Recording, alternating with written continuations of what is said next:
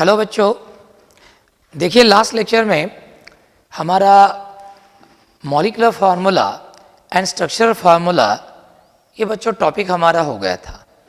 अब दोनों कॉन्सेप्ट आपको बहुत अच्छे से मालूम है ना। यदि आपको लगे कि वो कॉन्सेप्ट हमारी और क्लियर होनी चाहिए तो वो वीडियो और एक बार देख लीजिए, यूट्यूब पर अवेलेबल है, आपके पास उसकी लिंक भी अवेलेबल है।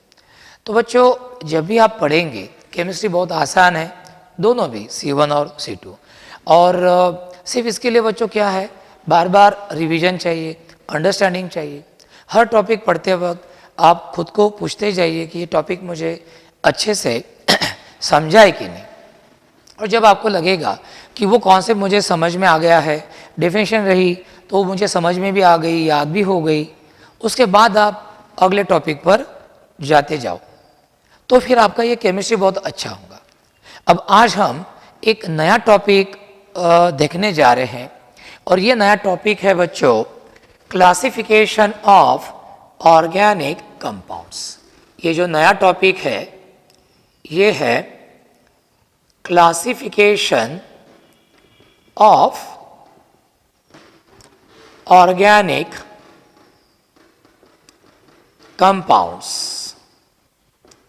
क्लासिफिकेशन ऑफ ऑर्गेनिक कंपाउंड्स, ठीक है। अब सबसे पहले बच्चों मन में ये आपके सवाल आना चाहिए कि why there was a need of classification of compound. ये जो कंपाउंड्स है इनका क्लासिफिकेशन करने की जरूरत क्यों पड़ी? तो आंसर बहुत सीधा है। ऑर्गेनिक कंपाउंड की संख्या जो है बच्चों, वो कोई कुछ ऐसे बोल सकते हैं आप, करोड़ों के घर में इसकी संख्या है, और अलग अलग तरह के ऑर्गेनिक कंपाउंड्स है, उनके फंक्शन ग्रुप अलग अलग थे, उनकी केमिकल प्रॉपर्टीज अलग अलग थी। अब सोचिए सब ऑर्गेनिक कंपाउंड का यदि हम एक साथ स्टडी करते थे तो it could cause a chaos, उससे है ना, म्हणजे गोंधळासारखी परिस्थिती निर्माण झाली असती। केओस म्हणजे गोंधळ निर्माण झाला असता। आणि आपण मनुष्य कसा आहे, त्याला प्रत्येक गोष्ट पोरांनो कशी पाहिजे, सिस्टमॅटिक पाहिजे। म्हणजे आपण साधं बघा, जेवणाचं ताटसुद्धा वाढतो तर डाव्या बाजूला मीठ है ना, तो वाटीसारखा आकार असलेला भात, पोळीची एक जागा ठरलेली आहे, सगळं नीटनेटकं अगदी व्यवस्थित आपण करतो। का बरं? आपल्याला प्रत्येक गोष्ट व्यवस्थित पाहिजे असते। तसं पाहिलं तर सगळे अन्नपदार्थ आपल्या पोटातच जातात, त्याची खिचडीच होते शेवटी। आपण सगळं काय मिक्सअप करून खातो का? नाही, आपण सगळं वेगवेगळं व्यवस्थित करून घेतो। म्हणजे आपल्या कल्चरमध्ये तर प्रत्येक पदार्थासाठी ताटात जागा ठेवलेली आहे की कुठे काय पाहिजे, बरोबर है कि नहीं? मग तसंच वैसे ही इन ऑर्गेनिक कंपाउंड का बच्चों सिस्टमैटिक स्टडी हो सके, अच्छे तरह से स्टडी हो सके, इसलिए there was a need for the classification of organic compound. मग ऑर्गेनिक कंपाउंड का क्लासिफिकेशन कौन से बेस पर किया? आपको मालूम है ऑर्गेनिक कंपाउंड में कार्बन एटम्स रहते हैं, कार्बन एटम की चेन रहती है। तो सबसे पहले हमने क्या किया कि ऑर्गेनिक कंपाउंड में जो कार्बन एटम की चेन है, वो कार्बन एटम की चेन कैसी है, ओपन कार्बन चेन है या क्लोज्ड चेन है। तो on the basis of nature of carbon chain, कि वो carbon chain open carbon chain है या क्लोज्ड चेन है, इस आधार पर बच्चों हमने क्या किया, ऑर्गेनिक कंपाउंड्स का दो पार्ट्स में क्लासिफिकेशन किया। पहला कौन है? पहला है ओपन चेन और एलिफैटिक, ओपन चेन और aliphatic organic compounds, open chain और एलिफैटिक ऑर्गेनिक कंपाउंड। और दूसरा प्रकार जो बच्चों वो है क्लोज्ड चेन और साइक्लिक और रिंग कंपाउंड्स। तो एक बात बच्चों ध्यान में रखिए कि ऑर्गेनिक कंपाउंड में जो कार्बन चेन है वो कैसी है, ओपन कार्बन चेन है या क्लोज्ड कार्बन चेन है, इस आधार पर हमने ऑर्गेनिक कंपाउंड्स के दो मुख्य भाग किए। पहले वाले को हम बोलते हैं ओपन चेन और एलिफैटिक ऑर्गेनिक कंपाउंड्स, और दूसरे वाले को हम बोलते हैं ओ क्लोज्ड चेन और साइक्लिक और रिंग कंपाउंड्स। तो इस तरह, तो ये हो गया on the basis of nature of carbon chain, whether that carbon chain is open carbon chain or it is a closed carbon chain. We have classified these organic compounds into two types. Number one is open chain or aliphatic organic compound, and number two is closed chain or cyclic or ring compound. चलो सबसे पहले देखते हैं बच्चों open chain और aliphatic organic compounds के बारे में क्या डेफिनेशन होंगी। हम पहले एक उदाहरण लेते हैं, जैसे मैं ओपन चेन और क्लोज कार्बन चेन इनमें फर्क मैं समझा के देता हूं। जैसे बच्चों इधर लेते हैं, इधर जैसे बच्चों ये समझ लो, ये 3 कार्बन की ये ओपन चेन वाला कंपाउंड है, ये है प्रोपेन। इसमें 2 एंड आपको खुले दिख रहे हैं, ये है प्रोपेन। और 3 कार्बन की क्लोज्ड चेन वाला ये कंपाउंड है, दोनों में 3 कार्बन है, लेकिन इसमें 3 कार्बन की ओपन चेन है और इसमें 3 कार्बन की क्या है, क्लोज्ड चेन है। ये आप इस पर से आपको फर्क ध्यान में आऊंगा कि 3 कार्बन इसमें भी है, 3 कार्बन इसमें भी है। फर्क सिर्फ ये है कि ओपन कार्बन चेन है और ये क्लोज्ड कार्बन चेन है। तो बच्चों इस तरह कार्बन चेन कैसी है, ओपन चेन है या क्लोज चेन है, इस आधार पर बच्चों हमने ऑर्गेनिक कंपाउंड का 2 पार्ट्स में क्लासिफिकेशन किया। एक है ओपन चेन और एलिफैटिक ऑर्गेनिक कंपाउंड और दूसरा है क्लोज्ड चेन और साइक्लिक और रिंग कंपाउंड्स। सबसे पहले नंबर 1 देखते हैं ओपन चेन और एलिफैटिक ऑर्गेनिक कंपाउंड। क्या होंगी रे बच्चों डेफिनेशन, क्या होंगी? Very simple, very simple. क्या डेफिनेशन है? The organic compounds containing an open chain of carbon atoms are called as open chain or aliphatic organic compound। यानी कि बच्चों जिन ऑर्गेनिक कंपाउंड्स में ओपन कार्बन चेन है, ओपन कार्बन चेन ऐसी खुली chain जिसके 2 एंड्स आपको क्लियर कट दिखाई दे रहे, जो कहीं पे भी क्लोज नहीं हुई, ऐसी ओपन कार्बन चेन जिन ऑर्गेनिक कंपाउंड्स में रहती है बच्चों, उनको हम बोलते हैं, क्या बोलते हैं उनको? ओपन चेन और एलिफैटिक ऑर्गेनिक कंपाउंड्स। तो एक बार आपके लिए डेफिनेशन और मैं दोहराता हूं, समझ लीजिएगा क्या है डेफिनेशन। डेफिनेशन है कि the organic compounds containing an open chain of carbon atoms are called as open chain or aliphatic organic compounds। तो कोई भी ऑर्गेनिक कंपाउंड ओपन चेन और एलिफैटिक ऑर्गेनिक कंपाउंड होने के लिए एक ही बात जरूरी है कि उस ऑर्गेनिक कंपाउंड में ओपन कार्बन चेन होना जरूरी है, कार्बन एटम की ओपन चेन, खुली चेन होना जरूरी है, जो कहीं पे भी क्लोज नहीं हुई, कार्बन एटम ने रिंग नहीं बनानी चाहिए। ऐसे ऑर्गेनिक कंपाउंड को बच्चों हम बोलते हैं ओपन चेन और एलिफैटिक ऑर्गेनिक कंपाउंड्स। तो ये हो गया। अब ये जो ओपन चेन ऑर्गेनिक कंपाउंड को in the old days of chemistry हम एलिफैटिक कंपाउंड भी बोलते थे। ऐसा क्यों? एलिफैटिक इस शब्द का क्या संबंध है ओपन चेन ऑर्गेनिक कंपाउंड के साथ? तो एलिफैटिक ये जो शब्द है ये हमने डिराइव किया एलिफार इस ग्रीक शब्द से, और एलिफार का मतलब होता है बच्चों फैट। फैट यानी कि जिसको हम चर्बी वगैरह बोलते हैं मराठी में, चर्बी। जैसे हमारे शरीर में भी चर्बी है और इसका प्रमाण योग्य रहा तो आदमी बराबर दिखता है, ज्यादा भी नहीं चाहिए, कम भी नहीं चाहिए। तो क्या हो गया, in the old days of chemistry जब हमें मालूम नहीं था कि इनमें ओपन कार्बन चेन है, उस वक्त क्या हो रहा था कि साइंटिस्ट लोगों ने जिन जिन कंपाउंड्स को, जिन जिन ऑर्गेनिक कंपाउंड्स को उन्होंने फैट से मिलाया था, मतलब एलिफार से मिलाया था, फैट से मिलाया था मतलब एलिफार से मिलाया था, तो एलिफार से मिले इसलिए उनको वो बोलते थे एलिफैटिक कंपाउंड। फिर बाद में उनके कंपोजिशन का स्टडी करने लोग, स्ट्रक्चर का स्टडी करने लगे। फिर बाद में ध्यान में आया कि ये जो एलिफैटिक कंपाउंड जिनको हम बोलते हैं उनमें तो ओपन कार्बन चेन होती है, फिर उनको हम बोलने लगे ओपन चेन ऑर्गॅनिक कंपाऊंड. तो ॲलिफॅटिक कंपाऊंड हे त्याचं जुनं नाव आहे आणि ओपन चेन ऑर्गॅनिक कंपाऊंड हे त्याचं काय आहे, नवीन नाव आहे. मग लक्षात ठेवा पोरांनो की the organic compounds containing an open chain of carbon atom are called as open chain or aliphatic organic compound. These open chain organic compounds were, first of all, they were obtained from alifar, means fats. So as they were obtained from alifar, they were also called as aliphatic compounds. It is the old name of open chain organic compound.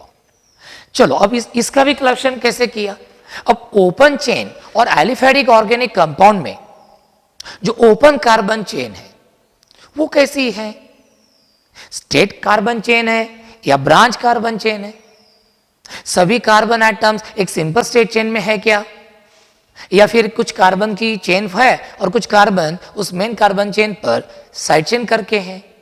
Simple भाषा में open chain organic compounds में जो open carbon chain है वो open carbon chain कैसी है, straight chain है, normal chain है, या फिर वो ब्रांच कार्बन चेन है. इस आधार पर हमने इन ओपन चेन और एलिफैटिक कंपाउंड्स को और दो हिस्सों में बांट दिया. कौन से बेस पर, on the basis of nature of that open carbon chain, whether it is a straight chain of carbon atom और whether it is a branch carbon chain. So depending upon this, we have classified open chain or aliphatic organic compounds into two types. Number one is